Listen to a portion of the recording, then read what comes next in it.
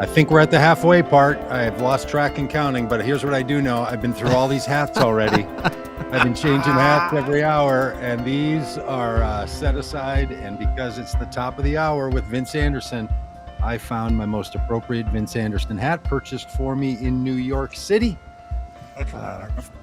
Good looking hat. So, thank you. And it just fits different. You know it, don't you, Vince? You put a hat on, and when it fits, and you're just like, oh, baby, that's just another level.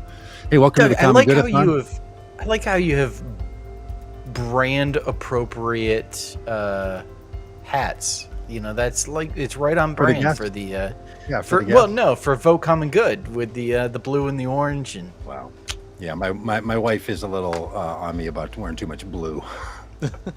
Because the blue is the throat. Blue is the throat chakra. Throat chakra. Mm-hmm. And she's like, "You got a lot of throat in your life, my man. Like, just wear some other colors and tone it down a little bit." That's a true story. I'm not even joking. Well, hey, if you're new to us, we've been at this for 6 hours already today. This is the Common Good-A-Thon. We're going to go 12 hours.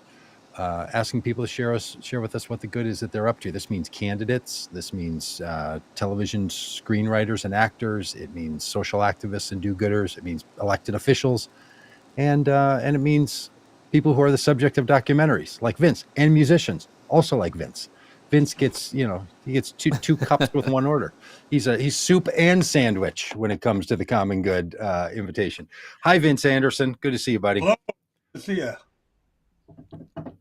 Hey, Vince, there's a documentary that's been made about your life. People may have heard of it because they go to film festivals, and it seems to win fan favorites and other awards at every film festival that I see online. It's incredible. All three of us on this call with you have had a chance to watch that being made, how long it took for it to be made, and well worth it. So, do you want us just to show the trailer, or do you want to say anything about it before we do? Well, I'll speak a little bit about the length of time. You know, the director, Nick Canfield, followed me for almost 5 years pre-pandemic. And that included, I think, both tours of Vote Common. The entirety of the Trump administration. And it was finished and completed before COVID hit. And he actually, it was edited in Austin, Texas, and on March 15th he took the last flight out and with the tapes and the finished film, and then kind of hung on to it because most of the film festivals were virtual at that point, and he really wanted it to be screened in real theaters. And so we've been on the festival circuit for about a year now, starting last fall, and it gets its theatrical debut. Theatrical premiere July 22nd through the 28th here in New York City at the IFC Film Center, which is one of the best independent film theaters in the country. So it's a real honor. And then we'll be playing select cities across the nation in August and September. Incredible. Fantastic. All right, it's called The Reverend. This is Reverend Vince Anderson. Here's the trailer for The Reverend.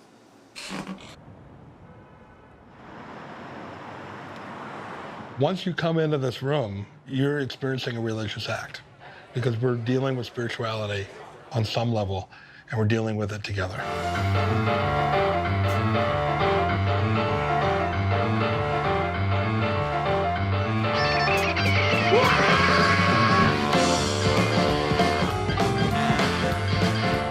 Having a residency of this magnitude and of that length of time, I can't tell you how rare that is to find. Well, now Jesus was a man.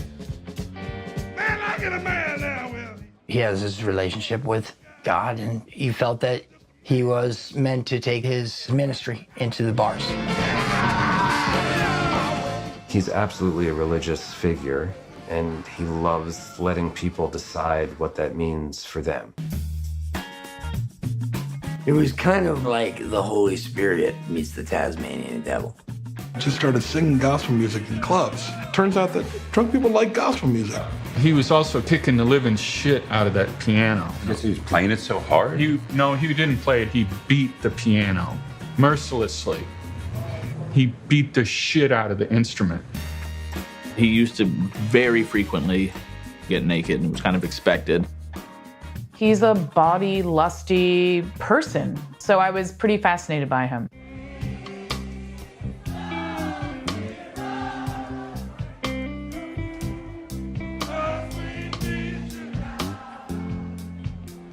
No one owns love.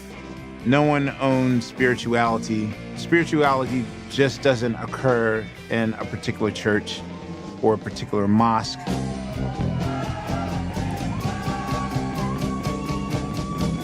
It's everywhere. And why not use your gifts where people gather?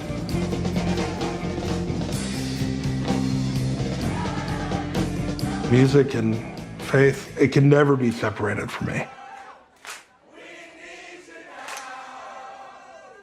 They're completely intertwined. They both are an intimate, beautiful, creative act that's best when you do it with other people.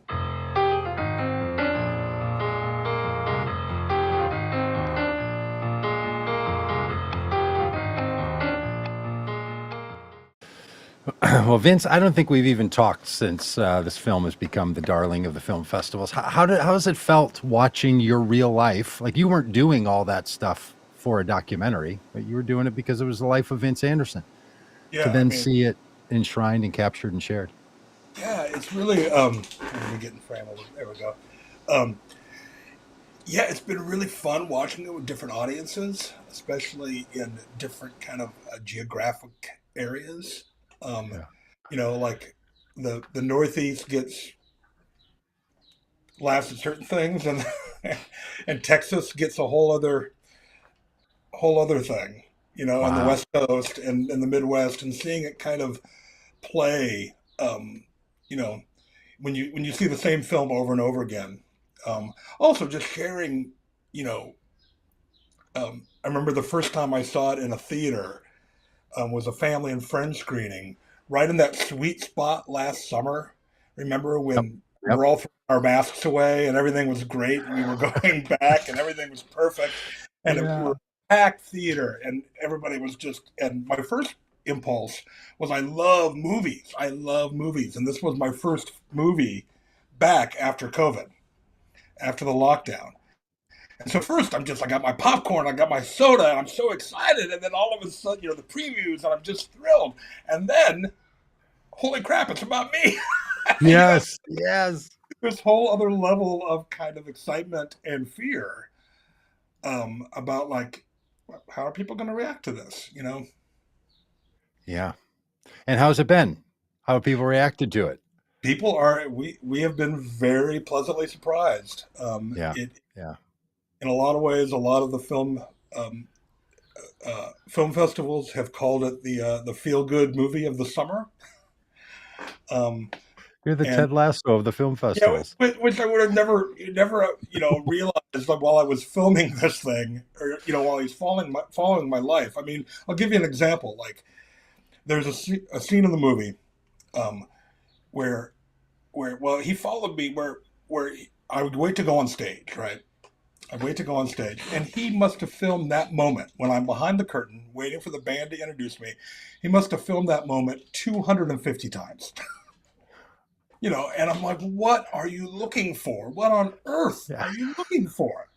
You know, like, it's the same thing. I drink some bourbon, I stretch a little, I sit there, and I go on stage.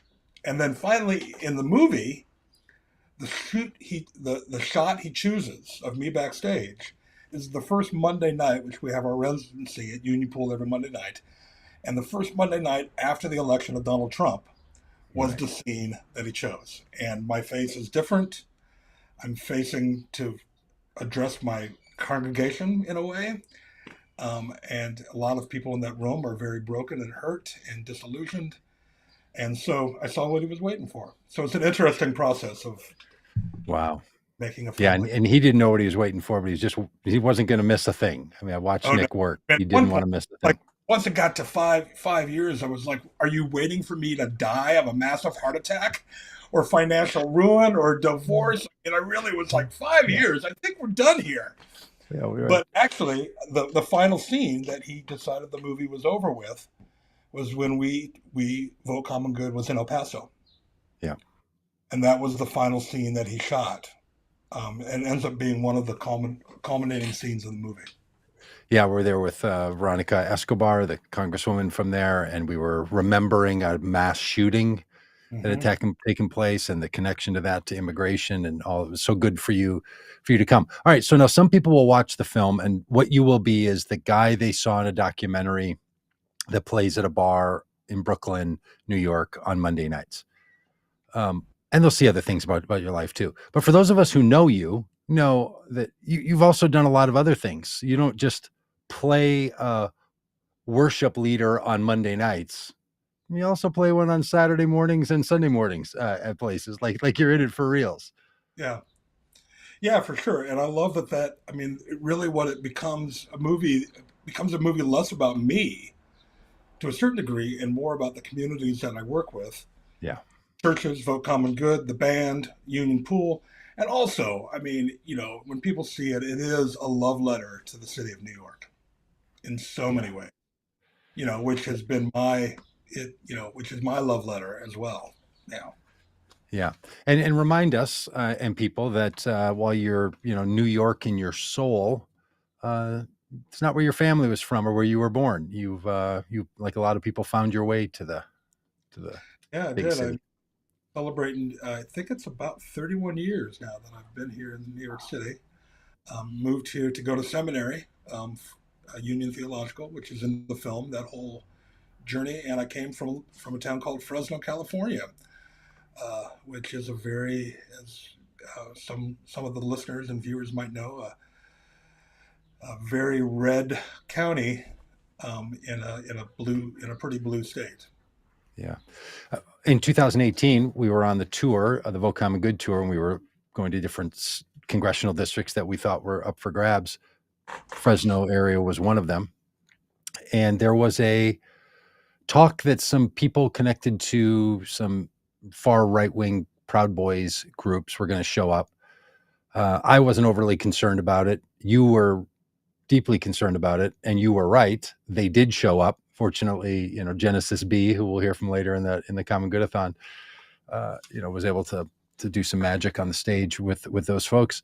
But that reality has been yours. You've seen all sides of that in this country. There's a lot of people who think, wow, New York is a really intense and dangerous place. Well, a church parking lot just outside of Fresno, California also turns into a really scary and dangerous place. Yeah, with my, at the time, 78-year-old mother sitting in the front row, having no idea what was going on behind her. It's a frightening experience, of intimidation. I mean, the intimidation level was just out of control. Yeah. Yeah. Hey, Vince, you're also a musician. Can you sing a little bit for us? Dan and Rob, are you joining us? Do you want to I'm still lurking in the background. Yeah. Okay. All right. I didn't know if you were going to jump in. Do you, Vince? Do you want to serenade us a bit here? I'd love to hear something. Sure. Let's see. I wonder what y'all want to hear. Well, I'll sing this one that's from the end of the movie, and it was a common. It was one of the theme songs of the Vote Common Good tour, I would say, and it is going to be the single of the upcoming soundtrack record. Nice. It's going to be for the streaming portion, probably in the winter of 2023, and it features the Resistance Revival Chorus singing. Oh, sweet! And with Mia Pace, of course, my colleague from the tour and from way back. So, and I just want to say before I sing this song, we've been touring with this film, and when we rolled into Austin, it was the day of the Uvalde shooting. Oh wow! Wow! Which is only about an hour down the road from Austin, and so the emotional response from the audience, of course, and I saw it in a different way. Wow. like, unfortunately, this, in a way, I thought to myself, unfortunately, the scene is still relevant. Though it was filmed, a few years ago, it brought me to tears that in this space that it was almost like we were in that space again, because we were, but through film rather than live. So with that, I won't do the whole song, but I'll do a verse and a chorus. I know the times are tough and many doors are closed. We step into the light, only wind up feeling low. They say we should walk by faith and not to walk by sight. Damn, it's dark out here now, and it's hard to see at night. But please, don't give up, no, 'cause we need you now. We need you now. Please, don't give up, no, 'cause we need you now. We need you now, right now. That is such a good one, Vince.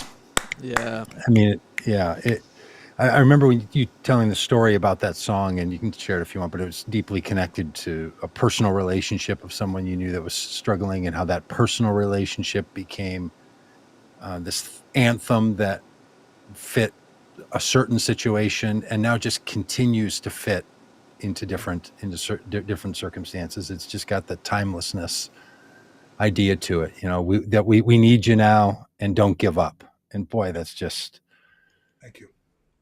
Just right on the number. I remember the first time I performed it, and I wasn't going to ever perform it because it was so personal. And I just on a whim performed it, and the band was learning it as I'm playing it. And then all of a sudden, the entire audience at Union Pool was singing along without me prompting it. And then I knew that, we have something. And now I can, it's the one song I can't leave the stage without singing. That's awesome. And I love that it can no. take on different iterations and moods depending. Like, I've heard you play an incredibly slow and mournful version. It can be more upbeat and hopeful. It can sort of transform to fit any sort of mood, which I think is really neat. I loved hearing all the versions on the tour. So wait for you to hear the recorded version, which was really upbeat. Nice. Can't wait. I can't. Well, okay. So when is that? It's going to come out in the streaming. You say not until 2023. 2023, where the film will come out in streaming and Blu-ray, and so there will be a CD as part of the Blu-ray, and then it will be released on vinyl. We'll probably release the single sometime during the theatrical release. Oh, great. Digital only, so you won't have to wait too long. And the theatrical release again comes in June, in July. This month, the 22nd through the 28th, and then in several cities to be announced through August and September. Can people do anything to help it get to their city? Like, is that a thing people can start? If you really want to call and annoy your local art house independent theater, then please do that. The website is thereverendfilm.com.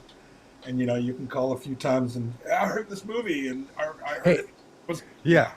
I heard you guys were going to be playing that. I heard that's happening. We could do that. Rumor has it from the Doors biography that they hired people to do that they were so bad that people didn't want to listen to them. So they would hire young girls to call and go into the club and say, I missed them last night, but I heard they were great. We'll come tonight. Are they coming back? I don't have that kind of money, but at least I've got many voices, so maybe I'll just. Hey, we got a bunch of people that are want to be part of the common good, so maybe getting the Reverend Film at their place. There is a segment here that is connected to the Vote Common Good work that we did. You traveled with us to so many in and out of this country and all around this country, and so many times. I haven't seen this footage. This is unseen footage. This is footage that's been kept away by the mind of the director. So it is in the film, but we haven't released a short or a vignette of it yet. So this is exclusive. The only people that have seen this is people that have seen it in festivals. Festivals, great. Yeah. All right, well, so let's. We got a couple more minutes to see all this. Here we go. Okay.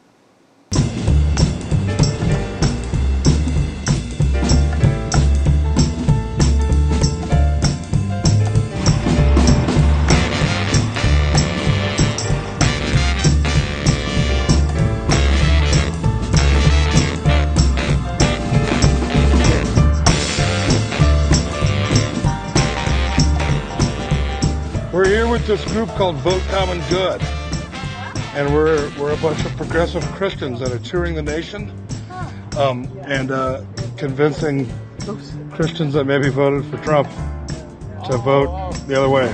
These guys are trying to get Trump out of office, and they are not the normal kind of people that would do so. We're a group of progressive Christians trying to convince people to flip Congress. I love it. Yeah, I wondered how folks have aligned faith and Trump.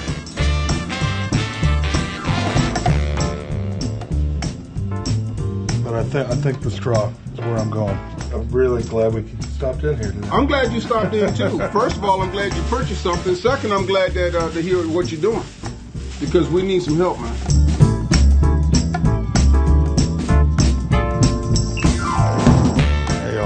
Yeah, so I invited like 25 people, including all the anti-war protesters that are like lined up.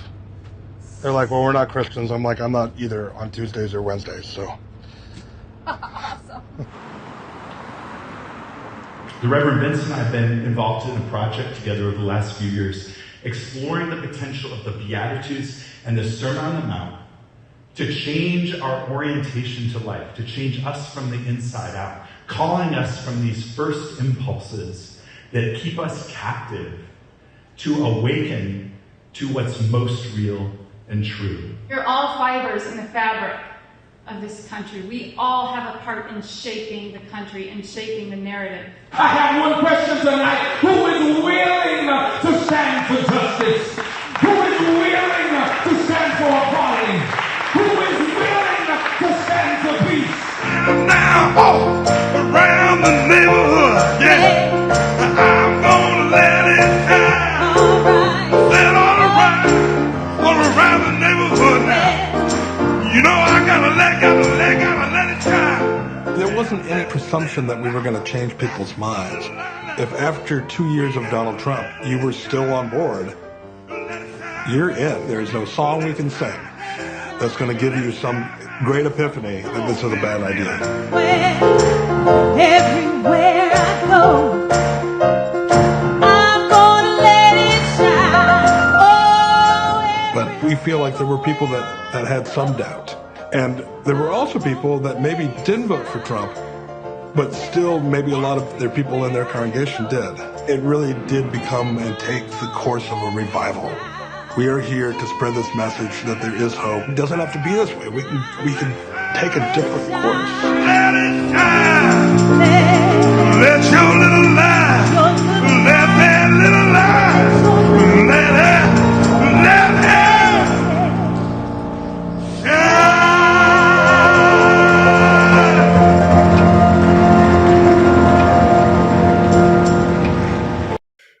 Oh man, those are some memories. So great. Right? Look at those young kids out there doing what they could. Boy, that was tremendous. Oh. Well, that film is coming to Minnesota. If I've got to go, buy out the art theater, which honestly can't be that expensive, right? To buy out the art theater. Well, we did at the festival, music festival, at the bowling alley in. Yeah. Yeah, so maybe we could rent that place. Yeah, the Bryant Lake Bowl. Yeah, we could totally do the Bryant Lake Bowl. And I was gone when that happened. I'm heart sunk about it. We'll make it happen. Oh, Vince, thank you so much for all the goodness you do. We want to support this film, everyone to see it. And how are things at the Union Pool? I know the building next door had a fire and had some damage. Any update for people that care about these things?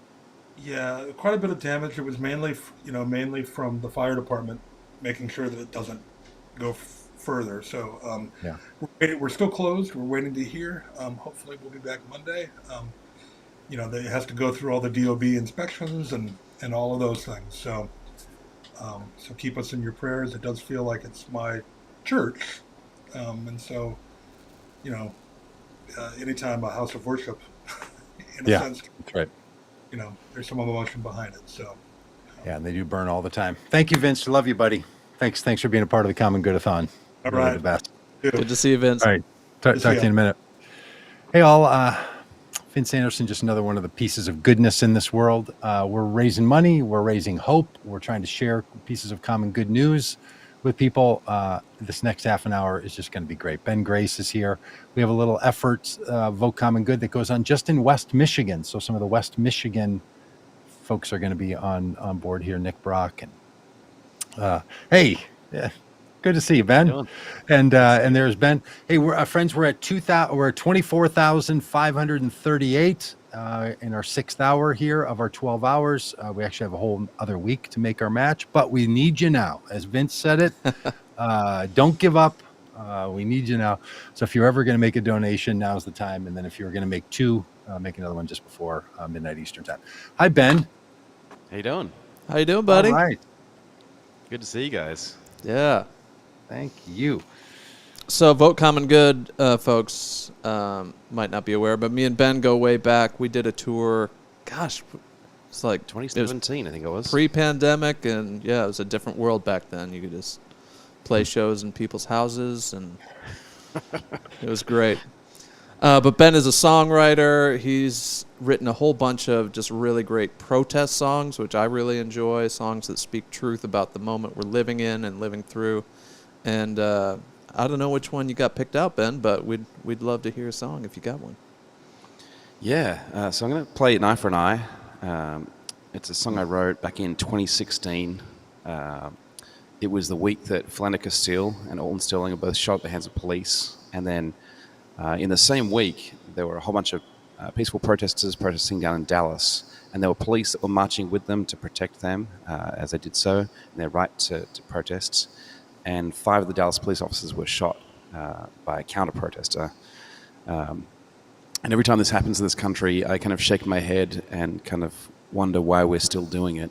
In fact, I was out last night and for a friend's birthday and at Diversionary Theatre, which is a theatre here in San Diego that is devoted to LGBTQ works. And one of the guys I just got chatting to was actually in Chicago at the parade the other day, a shooting. And for it to come so close to us so many times is just baffling to me and not something that I ever kind of had in my home country of Australia. So often I'm just kind of speechless when these things happen. I don't know what to do. And being a musician, I sit down and kind of try and process through that. So yeah, this is my song called An Eye for an Eye.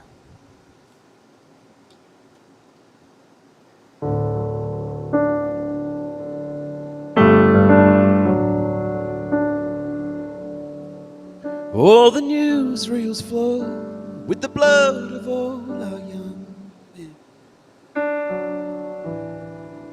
and the videos show black bodies falling again.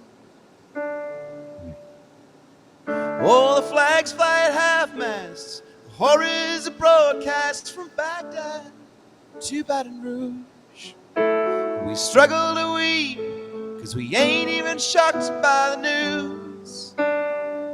Beat our swords into plowshares, melt down all the guns, disarm the whole world. But until that day comes, I keep on dreaming of a world without war. 'Cause a tooth for a tooth and an eye for an eye leaves the whole world blind. It's not worth fighting for.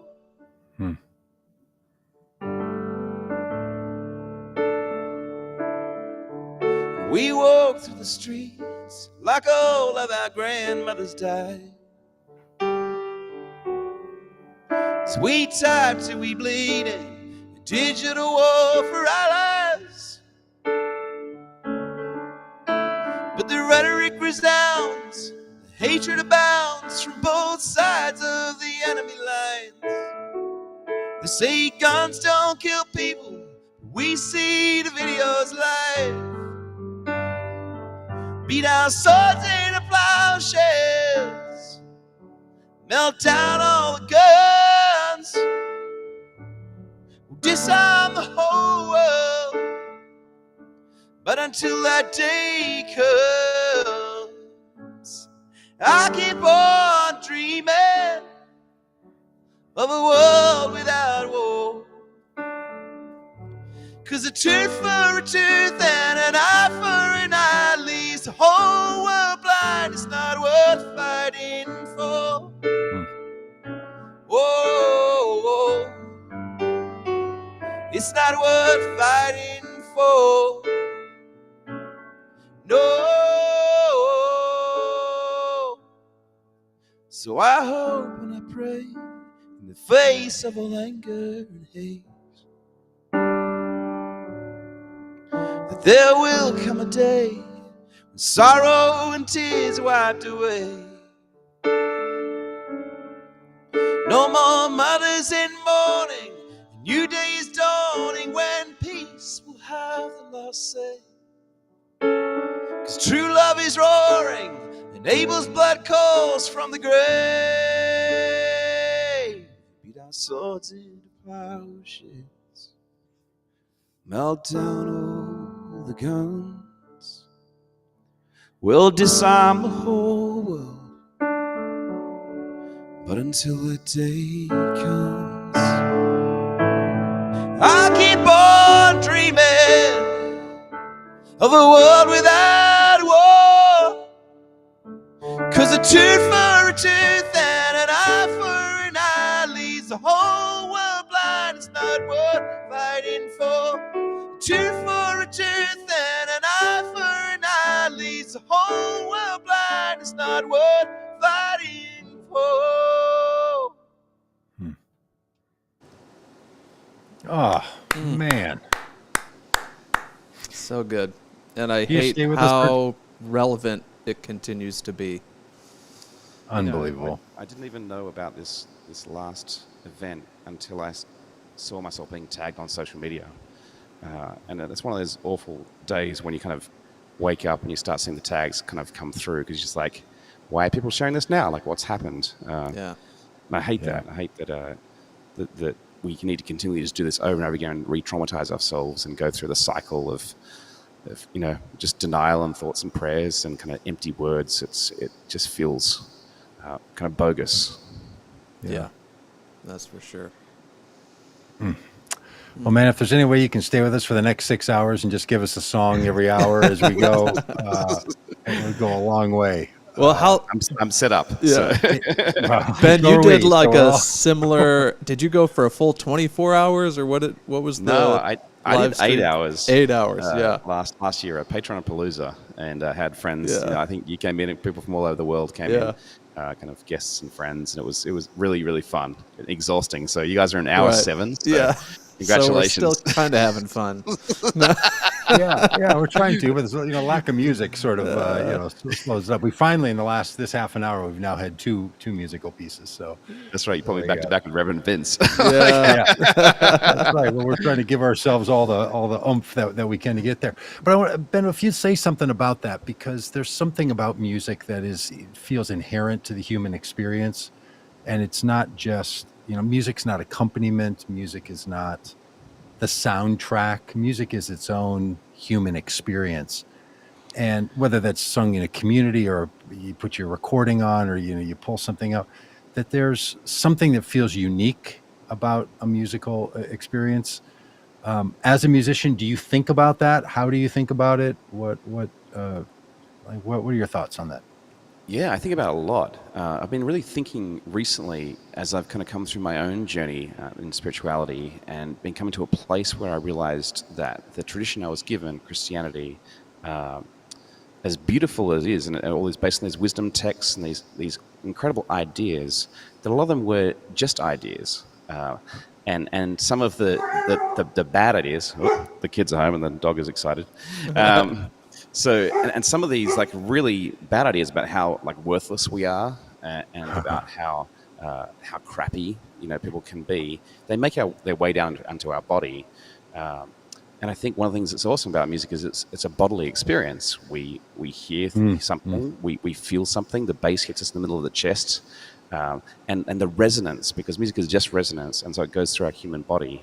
And I've been thinking about how useful that is as a tool for helping people undo bad ideas, because they do lodge in our bodies, and we get stuck with trauma. And I think, in particularly, kind of these conversations we have in this country around white supremacy, gun violence, state violence, that we need to do a lot more work about bringing these ideas into here, because we kind of fight the battle up in our heads with these ideas. But we're just fighting, in my opinion, we're fighting fire with fire. We're fighting ideas with ideas. And so I think sometimes when we can sing a song and you feel it, like land with people, and you feel the room shift and you feel the atmosphere change. And I think it is a really powerful tool. I think people have used it in many ways to manipulate, and that's questionable sometimes. But I think when we do it authentically, and we do it kind of out of our own values and our own story, and out of our own experience, then it can be a really, really powerful thing for people to experience that. My wife does a lot of work in trauma. She's a yoga instructor, and she does trauma-based yoga experiences, because trauma, as you're saying, hits you in the body. And big into this book that you might be familiar with by Bezel Vandal Kolk, the book called "The Body Keeps the Score." Do you know this book? Oh, yeah, absolutely. Yeah. It's pretty seminal. And there's work that you do and that people do when they do trauma, which is to let that stuff out. And there's something that music is, that one of the means by which you can do that, as you were saying that. And faith communities had like this weekly rhythm of that, right? Letting it out.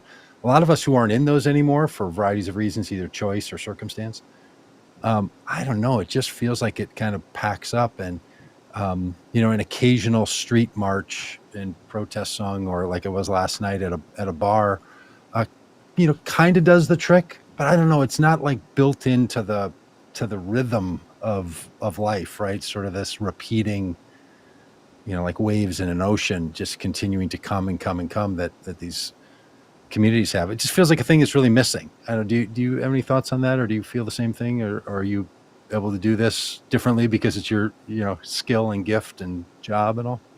I do feel very lucky that I get to do this often.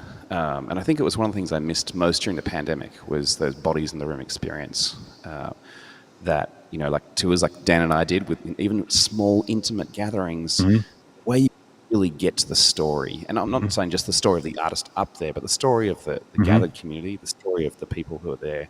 And I didn't, as much as I missed the music, what I missed the most was at the end of the night, sitting at the back of the bar, or sitting in someone's kind of living room and kind of sharing a whiskey or a drink and just talking about life till the wee small hours. And that's the thing I miss the most. And I think we're in a really tough place in the country, and I know you guys are doing a lot of work to,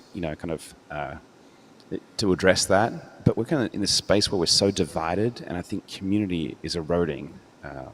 And whilst I've been through my own journey as well with kind of faith, where I've found it tricky, and deconstruct and all those things that people kind of say, I still think more than ever that community is something deeply meaningful to me. And I think I don't know how we change effectively or well outside of community. I think we need each other. We're interdependent in ways that we're just beginning to understand. And I think a lot of what we're seeing with nationalism that's sweeping across the world, not just our country, it's sweeping across a lot of places. I mean, in Germany, less than 100 years since the Second World War, the far-right party has been gaining ground over the last few years, and that's astonishing to me.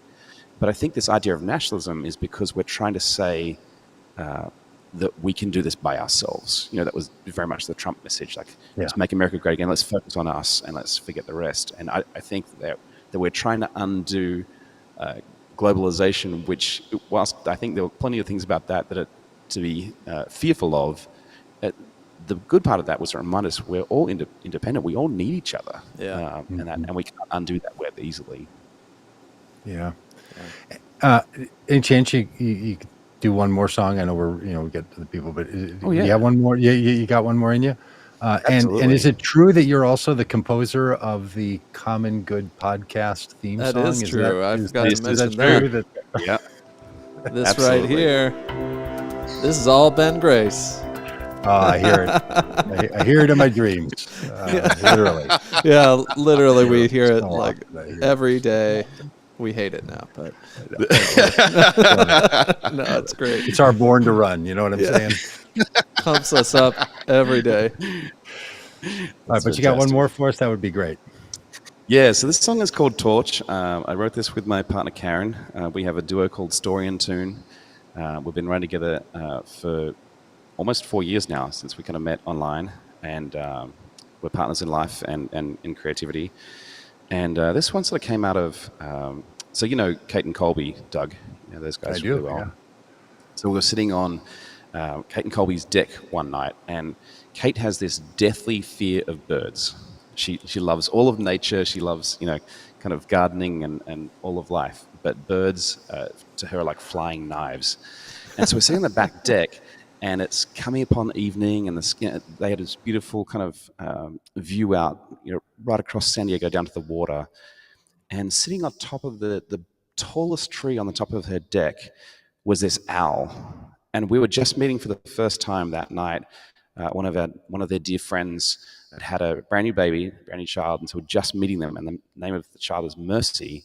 And so Kate is holding Mercy in her arms like this, and channeling all that mothering kind of presence and wisdom that she talks about in her writing. And then this owl swoops down like ever so slowly, almost like the spirit of the dove, over the top of Kate, almost kind of this blessing. And so that's how the song got started. It was started in that image of a mother, or a mothering figure holding this child, and then this kind of this blessing of this bird. And then, as often happens with songs, the topic continues to evolve, and the song kind of takes its own kind of path. And so it then became about the Statue of Liberty and the ideas of the mothering heart of America that we had, where we kind of said, bring me your tide, your poor, your masses yearning to breathe free, and how we lost that along the way. So the song's called Torch, and it's by Story and Tune.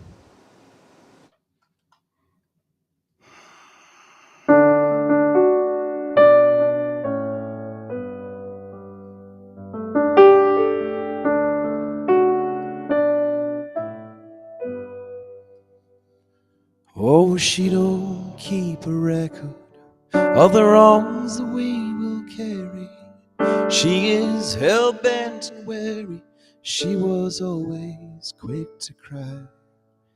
And hope is swooping circles that she used to be afraid of. The shapes that she is made of, well, it happens, they can fly. And she don't believe in Jesus, not the way you think she should. But it's mercy that she's holding, and she's holding on for good. Ooh, oh,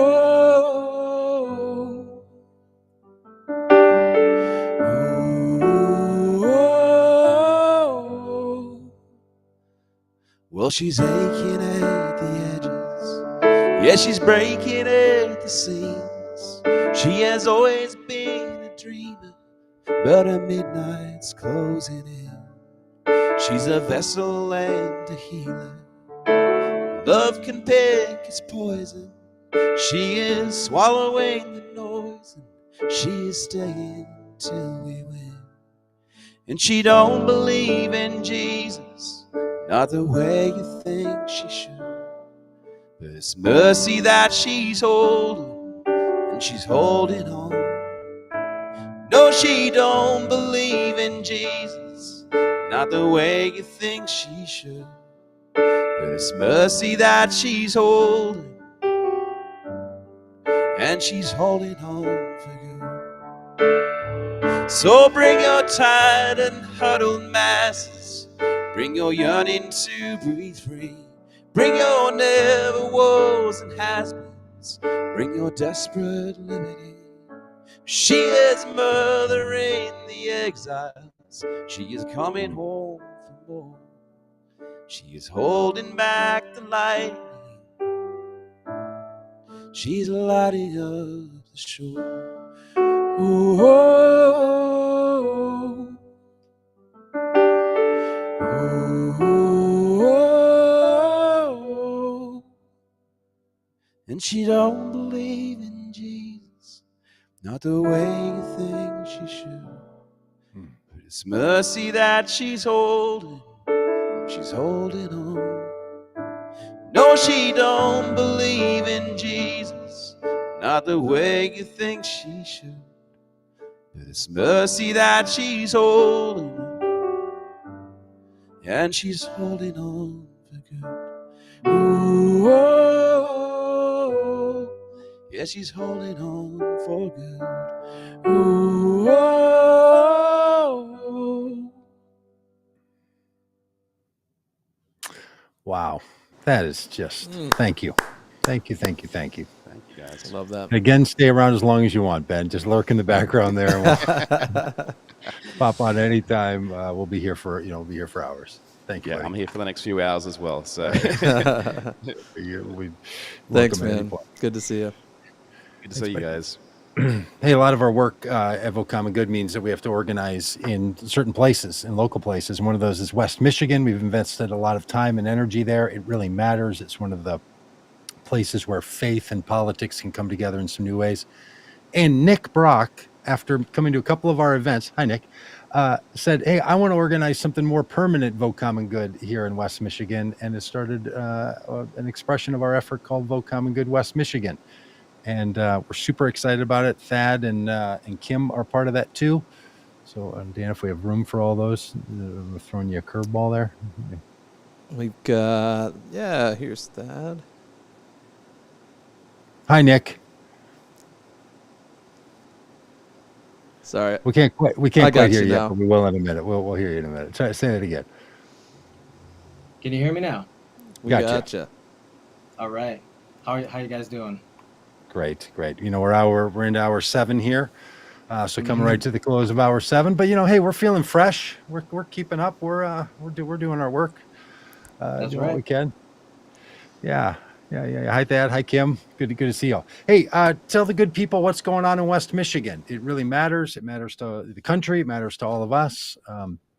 We did have Hillary Skolton on earlier today, so some people had a chance to hear that interview. But tell us what else is happening in West Michigan. Yeah, well, we got this Vote Common Good West Michigan thing up and running. We are about 2 years deep into this, and it went from a small Facebook page to now, a real legitimate thing with not only a website, but, the connection with Vote Common Good itself. So we are really happy and thrilled to be a part of that. So one of the things that we're doing right now is we are working on a common good candidate campaign. So really similar to what you guys are doing at Vote Common Good, but we're really focusing on 2 specific counties, Kent County and Ottawa County, just adjacent places to each other. So we are really focusing on like school board members all the way up to state level and in between. Yeah, and what we're asking of those candidates are what we think are just 5 really significant and simple things. Number 1, that they act with dignity, mutuality, humility, civility, and democracy in their politics. so we ask for those things, and a lot of these things these candidates are already doing, or elected officials like Kim herself. So it's just like we're not reinventing the wheel at all here. We are just making it a little more flashy, and we want the community to know that, hey, these people are doing the things that I think the community wants to see. So when we've been out in the community at events, and I'm handing out flyers, they're like, and I'm saying these things, hey, these 5 things, they're like, oh wow, that's really simple and amazing, and they're really happy to hear about it. So that's one of the things we've got going on, and so we're up to about 13 candidates.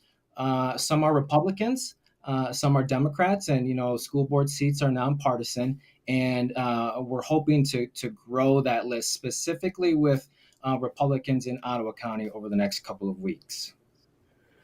It's really great. Politics are curious because you always find some way to organize, right? So some people might say I'm part of a party. I'm a Democrat, or I'm an independent, or a Green Party member, or a Republican. Some people might say, well, I'm a conservative, so I want to sort of orient around being conservative, or I'm a progressive. The idea to organize around a commitment to the common good, that's another just as valid organizing principle, right? It's really quite powerful. Kim, you've run for office. Are you currently running for office? Well, I can't hear you, and I'm not sure if that's on. There we go. We got you. Go ahead. That was on our end. I am running for state office. I'm running for state senate in the new 31st, which is the majority of Ottawa County and one township in Laketown Township in Allegan County. Look, a lot of us worried about what the state legislature of Michigan was going to do in 2021, early 2021, when the pressure was on. Really worried what they're going to do in 2025. So, Kim Nagley, we need you. We need you in that state legislature. Thanks. I wanted to add to what Nick said around the principles of organizing around the common good principles. This has been a bridge for us. I work with another group that is Ottawa Integrity PAC, and that really the concepts are a bridge to candidates. I'm a Democrat, but we are working, as Nick said, we are working with Republicans. We're working with independents. We are finding this to be an opportunity. And I truly believe that here in Ottawa County and in Kent County, we can be the beginning of a new type of politics, because people do want, number one, they want action. And they're not getting it right now. With the polarization that we have, nothing's happening and people are frustrated. So I think that this movement really can be a powerful force for common good.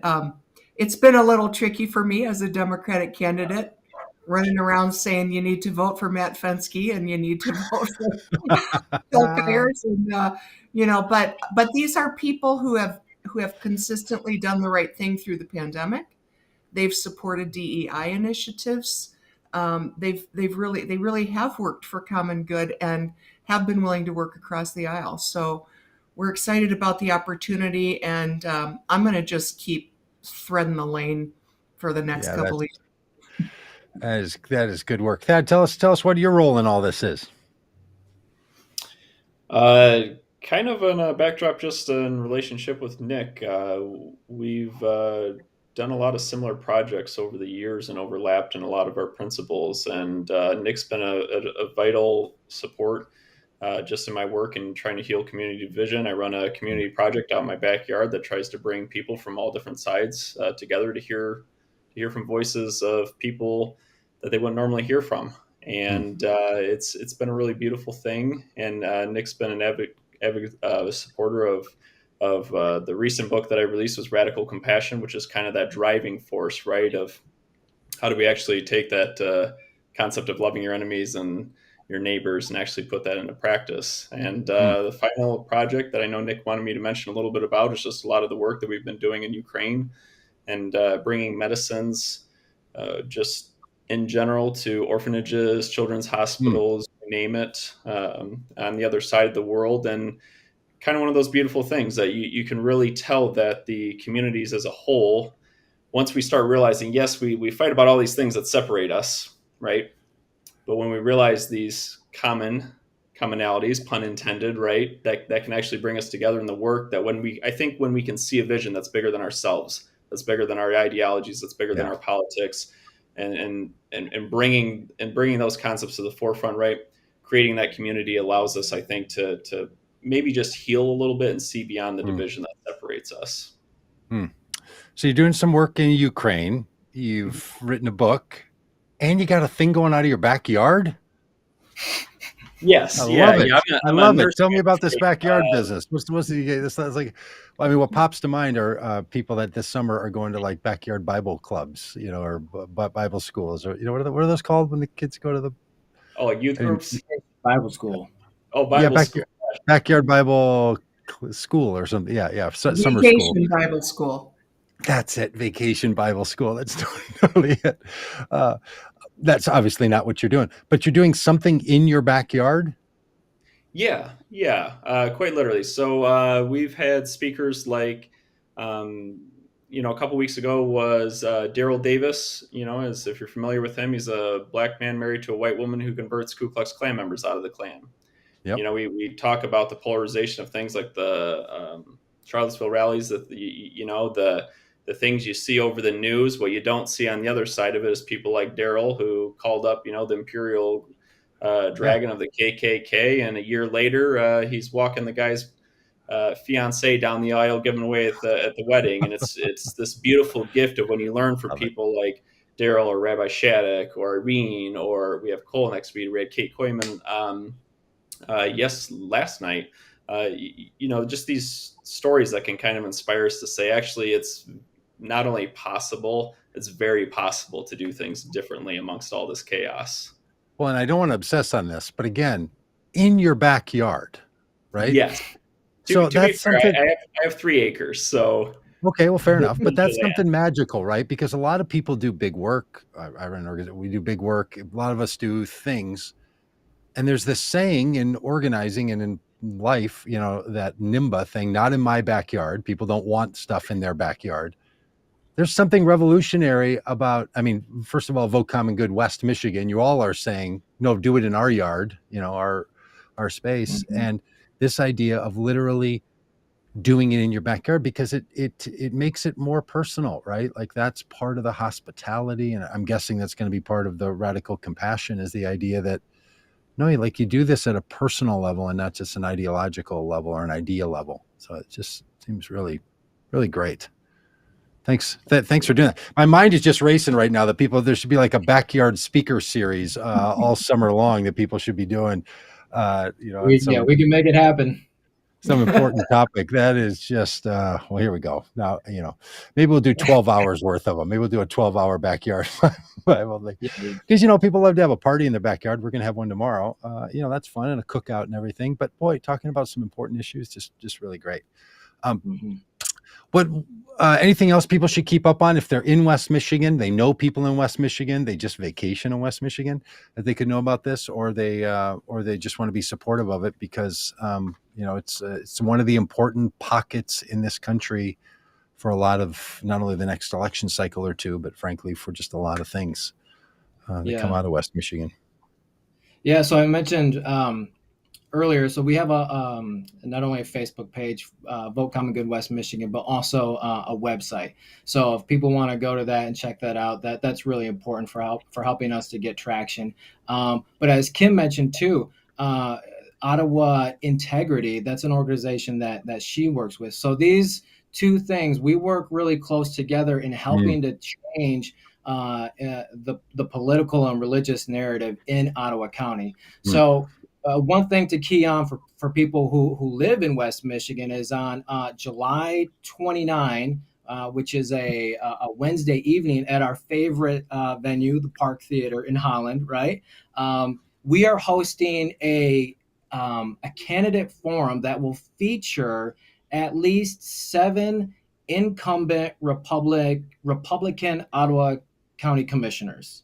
So those individuals are facing primaries from a very right extremist group, and really, so that group, Ottawa Impact, is doing everything that they can to just get rid of these commissioners.